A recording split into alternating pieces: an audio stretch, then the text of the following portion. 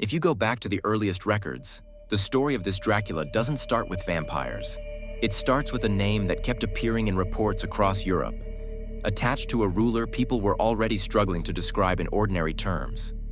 Not because he was fictional, but because even in his own time, there was something about his reputation that didn't sit comfortably as just normal history. That name belonged to a real person who ruled in what is now modern-day Romania, in a region known as Wallachia. And when you follow those records closely, you start to see how a real life can slowly move into something that feels harder to fully explain. The person behind that name was Vlad III. He lived in a time where power didn't last unless it was constantly defended. Wallachia wasn't a peaceful kingdom. It was a region under pressure, sitting between larger forces, especially the expanding Ottoman Empire. Ruling there meant making decisions that, even by the standards of the time, could leave a lasting impression. And sometimes, those impressions didn't fade, they actually spread. His father, Vlad II Dracula, was part of the Order of the Dragon, and that's where the name begins.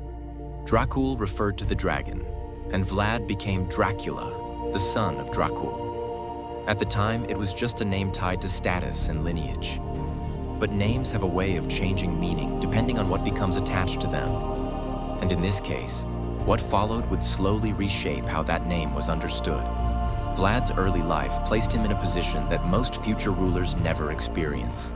As a child, his younger brother and himself were taken into Ottoman custody as political hostages. He wasn't imprisoned in typical chains, but he wasn't free either. He grew up inside a system where authority was strict, discipline and power was enforced without hesitation. There's no clear record of exactly what stayed with him from that time. But when you see how he ruled later, it's difficult not to wonder how much of that environment shaped the way he understood control. When he returned to Wallachia, there was no stable position waiting for him. His father had been killed, his family had weakened, and the throne had already changed hands. Taking power in that situation didn't allow for hesitation. One of the earliest accounts describes him gathering the boyars, the local nobles, and questioning them about how many rulers they had served.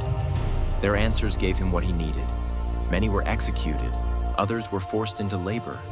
It was a clear signal that his rule wouldn't follow the same patterns as those before him. From that point on, his methods became consistent. Vlad was known for impalement, but what stands out is not just the act, it's how deliberately it was used. These weren't hidden punishments. They were visible, placed in areas where anyone passing through would see them. Roads, towns, borders, places where the message would travel without words. In a time where reputation could shape reality, this kind of visibility did something powerful.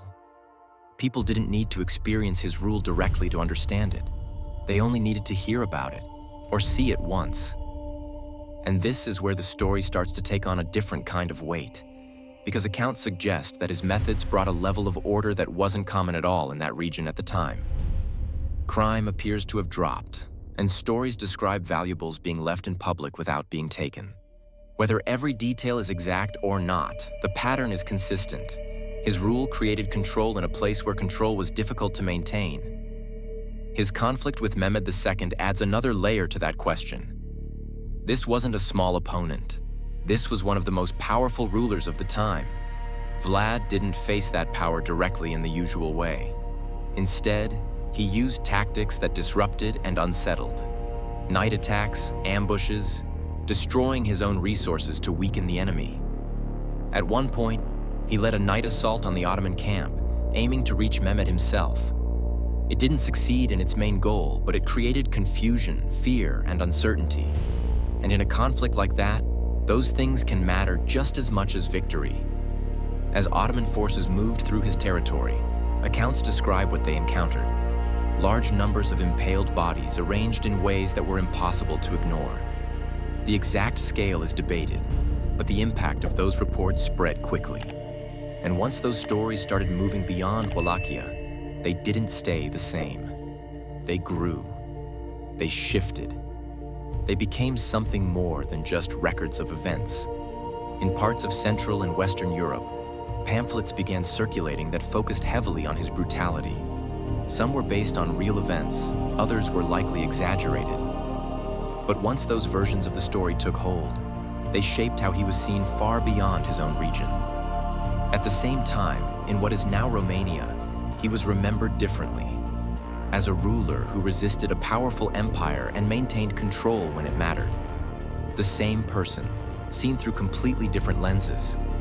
And this is where things start to blur in a more interesting way, because those darker versions of his story didn't exist in isolation.